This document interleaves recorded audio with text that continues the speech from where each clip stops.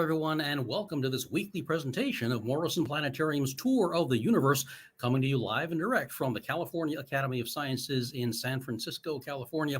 I'm Bing Kwok, Assistant Director of Morrison Planetarium. Thank you very much for tuning in and joining us from wherever you are. We hope you're well, and we'd appreciate it if you drop your location in the comments. We'd love to know how far out we're reaching and where you're watching from. Usually we have viewers from the UK and India and other parts of the world. We'd love to know who's hearing us today. As always, if you have any questions or comments, please feel free to drop them in the comments and we'll try to respond. Or maybe my producer, Hayden, will drop a link or two to give you some leads as to where you might be able to find some answers. And our vehicle for this trip through the universe, the visible universe, is the astronomy visualization program OpenSpace, which is supported by NASA and which is available as a free download from OpenSpaceProject.com. Now, if you like what you see on your screen, you can install this very same program on your computer at home and fly through the universe. The download link will list the hardware requirements for optimum performance. And again, OpenSpaceProject.com. We also have a link to a survey where you can tell us what you think of the software, and the developers can use that feedback to improve the program. OpenSpaceProject.com. Now, the survey still has 2022 in the title, so that's the one we're still using, but that'll be updated soon, we hope. Now, with that, let's take off on a trip to outer space, and we're going to start our trip about 250 miles above the ground, or 400 kilometers above the surface of the Earth, which is 4 times higher than the official boundary of outer space. Now, why is that the official boundary? 100 kilometers.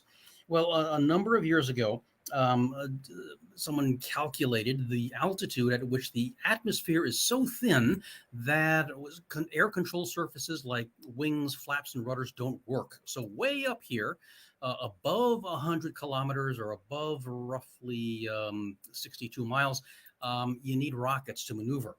And so 4 times higher than that, an object is in a more stable orbit, things like the International Space Station, which we're looking at right now. And this is our current home away from home. This is as far as humans travel from the Earth, at least for a little while longer. Hopefully, they'll be going a lot farther than that soon. The International Space Station was constructed beginning in 1998. It has been permanently occupied, continuously occupied rather, by crews of astronauts since about the year 2000. And right now there's a crew of 7 space travelers on board, representing the different countries that got together to build the International Space Station. This is the largest thing in Earth orbit, largest thing ever built in space. It's about the size of an American football field. And it's so big that when it's seen from the ground, it looks like a bright star. You can even get some predictions as to where the space station can be seen from any location on Earth. And there are several places where you can do it. NASA has one link. There are a couple of other really good ones where you can get good predictions as to whether or not the space station will be visible from your location. So try to find those and see if you can spot the station in the sky. As we leave the space station, we're now traveling even farther out than humans have ever traveled, and we're gradually leaving the Earth behind. You can see our planet slowly receding in the distance now. And as we travel farther and farther out away from our planet, we'll soon be crossing tremendous distances. We'll start off by traveling to our nearest neighbor, the Moon, which is where that was the farthest astronauts went about 50 years ago. And let me add in the orbit of the Moon, just so we can see where things are. So let's see, the orbit of the Moon should be coming on right there, and the Moon is at the end of the bright end of this blue circle here. That's the orbit of our satellite, the Moon, which circles around our planet once every month, or every month, as some people like to say.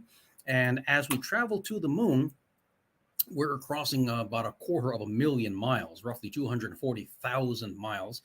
It took the Apollo astronauts who went to the Moon 50 years ago about 3 days to cross this distance, but we can do it in just a few short seconds to come up close to our nearest neighbor in space. This is our nearest companion. The Moon is our natural satellite, about 2,000 miles across, so roughly a quarter of the size of Earth. And this is the side of the moon that we normally see from Earth. This is the side that we're most familiar with. It has these dark patches on its surface called the maria. That's a Latin word which means seas, because early astronomers thought that these dark patches were actually bodies of water. So they called them seas and oceans. And they gave them beautiful individual names like the Sea of Rains, which is this big one right here, the Sea of Serenity, and the Sea of Tranquility off to the side here. But they're not really seas and oceans at all. They're actually large flat plains of dried lava, which bubbled up from below the crust a couple of billion years ago, spread out, cooled, and formed this hard surface where craters have subsequently been formed by the impacts of asteroids and comets over the past several billion years, and we can see a lot of those. Some of these craters are huge, like this one here called Copernicus. This crater is about 60 or 70 miles across, one of the bigger craters that we can see on the moon's surface. But there are lots of others. And the lighter colored areas where there are lots more craters, which we can see down here, this is called, this area is called the Lunar Highlands. And you can see there are craters upon craters, and so many that you almost can't count them all.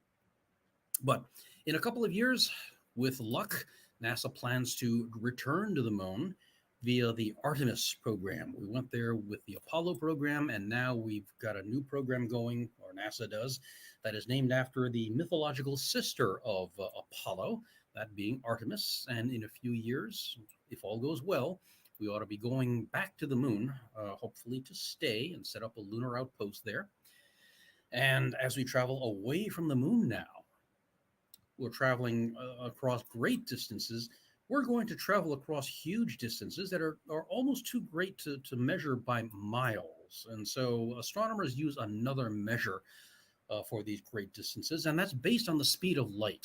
So when we talk about things that are really, really far away, astronomers like to use the speed of light as their measuring stick. So when we talk about the distance from the Earth to the moon, instead of saying 93 million, or rather 240,000 miles, astronomers like to say 1.5 light seconds, because it takes a beam of light which travels about 186,000 miles per second, takes that beam of light traveling at that speed roughly 1.5 seconds to go from the Earth to the moon. So 1.5 light seconds is the distance from the Earth to the moon. And as we travel even farther out, we'll encounter distances that are even greater than that. When we go out into the solar system and have a look at where the other planets are, we'll show the orbits of the other worlds, looking at the Earth, which is third from the sun. The sun is coming into view at the lower right there. That's 93 million miles away. And according to astronomers, that's about 8.5 light minutes from Earth. So it takes light traveling 186,000 miles per second, 8.5 minutes to travel from the sun to the Earth. Nearest the sun is the planet Mercury, and then next comes the planet Venus, sometimes called Earth's twin. Beautiful, bright planet in the sky. We on Earth are the third planet from the sun, and fourth comes the red planet Mars. Now, after Mars, there's a big gap, which almost is sort of a boundary between the inner planets and the outer planets. And it's interesting that the inner planets are very different from the outer planets. The inner planets are made mostly of rock, and they're fairly small. They're called the terrestrial planets. And then after the four inner planets comes this area called the asteroid belt, the main belt of asteroids, which contains several 100,000 chunks of rock, metal, and debris that are left over from the formation of our solar system. And they form this huge belt here. It's not as crowded as you might think just from looking at this, because space is really, really big, and the space between the asteroids is enormous. In fact, the spacecraft that we've sent out through the asteroid belt have had difficulty encountering asteroids. They weren't so crowded together that you could just run into one without looking. You had to really target an asteroid. The asteroids are really, really, really far apart. Beyond the asteroids, of course, we have the outer planets, the gaseous giants, starting with the planet Jupiter, and then Saturn, and then beyond Saturn are Uranus and Neptune. Those are the 8 planets in our solar system. And speaking of the spacecraft that we have sent out of the solar system. Let's add those in just to show you where they've gone. These are spacecraft that have been traveling away from Earth since about 1973. This is the Voyager, or rather the Pioneer 10 spacecraft. It was launched in about 1973, and then its counterpart, Pioneer 11, was launched in the opposite direction, going off in this direction. And then we have the two Voyager spacecraft. Voyager 1, which is the most distant of our spacecraft, going off in this direction to the upper right, and then Voyager 2, which took a turn downward after it passed Neptune. And then there's the New Horizons spacecraft, which has the shortest path. It went past the little world Pluto not too long ago, and is looking at a couple of other objects out there in this particular region known as the Kuiper Belt. Now, the other spacecraft, Pioneers 10 and 11, Voyagers 1 and 2, they've passed beyond the Kuiper Belt, but New Horizons is still there. And so it's in all of this. It's in this huge mess of rocky debris and rubble. These are short period comets and mini planets, dwarf planets, other members of our solar system, not big enough to be called planets, but they're still substantial. And there are lots and lots and lots of them. There's even another area beyond this called the Oort cloud, which contains long period comets, which is so far out, it's about halfway to the next nearest star. But those are the objects in the Kuiper Belt, also known as the zone of trans-Neptunian objects, and we'll leave them behind and leave our solar system far behind as we enter interstellar space. As we do, traveling between the space between the stars, now we're changing our perspective so that the familiar constellations that we might see seem to change their shapes because we're changing our position relative to those individual stars. Here, for example, is the Southern Cross, generally seen from the southern hemisphere, but as we travel farther and farther out into space, eventually you'll see that configuration of stars lose its familiar shape. The nearest star to us is this one here called Alpha Centauri. It's actually a system of 3 stars located about 4 1/3 light years away. So at the speed of light, it would take a beam of light or a radio signal 4 1/3 years to travel from the sun to Alpha Centauri. And we're going to encounter stars that are even farther away than that. Remember, Alpha Centauri is just the nearest star to the sun. So all the other stars that we see in the sky are a lot farther away than that. And now we're traveling between the stars. Now we've lost the shape of the Southern Cross in the sky, and we're traveling farther and farther out into space. And we're going to encounter our most distant artifact in space, the most distant evidence of humanity, and that is our radio signals, the expanding bubble of our radio signals extending out into space. We've been radiating radio signals out into space from Earth for about the past 90 years or so. And so this is as far as those radio signals have traveled, about 90 light years in radius. So this sphere is about 180 light years across. And notice that this does encompass a number of stars. So if there are any stars within the radiosphere where there might be planets orbiting around them with technologies that enable them to detect radio signals from Earth, they might be hearing our radio signals now. We don't know what they're listening to, but they might be able to listen to our early radio broadcasts. If there's anybody on a planet orbiting a star outside the radiosphere, more than 90 light years away, they haven't heard our radio signals yet, so they wouldn't even know of our existence. So that is the farthest that any artifact from Earth has traveled into space, our radio signals, 90 light years away. Now, as we travel even farther out into space, I'm going to leave the radiosphere on so we can see where we are within our local island universe of stars, within our Milky Way galaxy. Up until about 100 years ago, astronomers thought there was only one galaxy in the entire universe, the Milky Way. And then an astronomer named Edwin Hubble showed that there are other galaxies way outside the Milky Way. And in fact, that those galaxies are moving farther and farther away from each other. Not only did he show us that the universe is bigger than astronomers had thought, but it's getting even bigger still. And look where we are at the center of the radiosphere, within the Milky Way galaxy. We are nowhere near the center of the galaxy, near that bright hub at the very center. We're off about 2/3 of the way out. So we're not at the center of the Milky Way, where that bright cluster of stars is located. We're out on the fringe, on the edge of one of the spiral arms. The Milky Way is very flat, as you can see. It is just a thin disk of hundreds of billions of stars, measuring about 100,000 light years across. So a beam of light would take about 100,000 years to cross all the way across the diameter of our Milky Way, from one edge all the way across to the other. But that's about average for galaxies. And the Milky Way is just one member of a cluster of galaxies called the local group, which is a cluster of about 80 or so galaxies that includes another large spiral galaxy called the Andromeda Galaxy, and a few others called the Large and Small Magellanic Clouds, the Triangulum Galaxy, and a number of others. And that is our local family of galaxies, a small cluster. And everything you see here, now that we're outside the Milky Way, all the colored dots that you see on your screen, they're not stars. They're actually the locations of distant galaxies, whole galaxies consisting of hundreds of billions of stars. And you can see how galaxies can be clustered together into huge groups, superclusters they're called.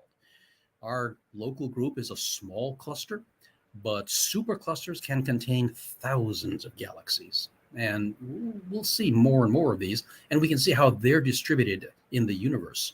This is all based on actual data, of course. Now, scientists have been surveying galaxies and measuring their distances and locations, and this is all based on the actual information that they have collected over the past several decades. And as we travel even farther out, away from the Milky Way, away from our local group, we can see more clusters of galaxies passing by, and you can start to see what looks like a sort of texture to the universe. If you travel far enough out, you can start to see how galaxies are connected in tendrils and wisps and filaments, and separated by large voids or empty spaces.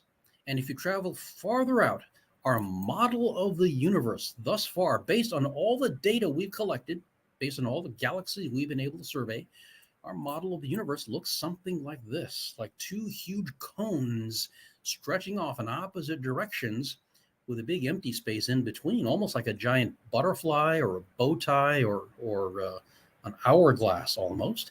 Is this really the shape of the universe? Well, actually, no, it's not. This is just the shape of our current model, and the big empty space you see between the two cones is not empty space. It's actually a part of the universe that we haven't been able to survey very well because we can't see it very well. There's something blocking our view, and what's blocking our view is the plane, the disk of our own Milky Way galaxy.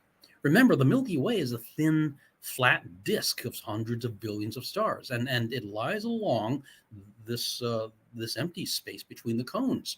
And so the dust and gas in the plane of our Milky Way is blocking our view of the more distant galaxies that are way out here. As our technologies and techniques get better, we'll eventually be able to see more of those galaxies in those directions, and even out the distribution of galaxies in the universe, and make our map a little more consistent with what's really out there. So no, this is not the real shape of the universe, but it's just part of it. And it tells us that our survey of the universe is not yet complete. Okay, so as we travel even farther back, we're going to come to some of the most distant objects ever detected, and those are what are called quasars. These were very, very bright objects seen from immense distances of about 10 billion light years away. So the light of these objects took in the neighborhood of 10 billion years to reach us, and these are believed to be the most distant objects that we've been able to observe. These are believed to be the cores, the centers of very young newborn galaxies powered by supermassive black holes, which are so energetic they can be seen brightly even across 10 billion light years. Now, the farthest that we've been able to see anything, the edge of what's called the visible universe, is marked by what's called the cosmic microwave background. This is a faint background that comes from all directions, a faint radiation coming from all directions, permeating the entire universe. And this is believed to be the first light that can be detected. Uh, about 13.8 billion years ago, according to astronomers' calculations, the universe was so dense, so hot, so compact and opaque that light couldn't even travel from one place to another. But then suddenly the universe changed. It suddenly became very cool, very rarefied, very transparent, and light was able to travel from one place to another. It took about 300,000 years or so for that to happen. And so this faint background radiation that we're seeing way in the background here, that mottled color, is that first light that was able to travel 300 or so thousand years after the expansion of the universe began. The galaxies continued expanding to the state where we observe them today, and the name that astronomers gave to that point where the galaxies began to expand from each other is known as the Big Bang. It's not the perfect name. It's not the best name for that at all, because that doesn't really describe what happened. It wasn't just something really little that suddenly blew up and bang, all of a sudden there's the universe. There was a change in the phase, in the state of the universe, from very hot, very dense, very opaque, to very thin, very cool, very rarefied. And that faint radiation, the first light that was able to travel from one place to another, is the farthest thing that can be detected by today's instruments. And that being the most distant thing we can detect, we have no place further to go except back in toward the center of our model. And as we do, it may occur to you that it looks like we have placed ourselves at the center of our model, at the center of our universe. Are we really at the center of the universe? Does everything revolve around us? I know some people who would like to think so. But no, this is not the real shape of the universe. It's just a result of the fact that we're the ones who made this model. We're the ones who mapped out the universe around us based on our perspective. If we look around us, we'll see the rest of the universe all the way around, and it'll seem as if we're at the center, but we're really not. If there was somebody in some other part of the universe making their own map of the cosmos, their map would look similar, and it would seem to place them at the very center of it. But as we travel farther back in through the many galaxies that we see, we've seen I don't know how many galaxies there are in the universe. Some astronomers say a good ballpark estimate is several hundred billion, like the number of stars in the Milky Way itself.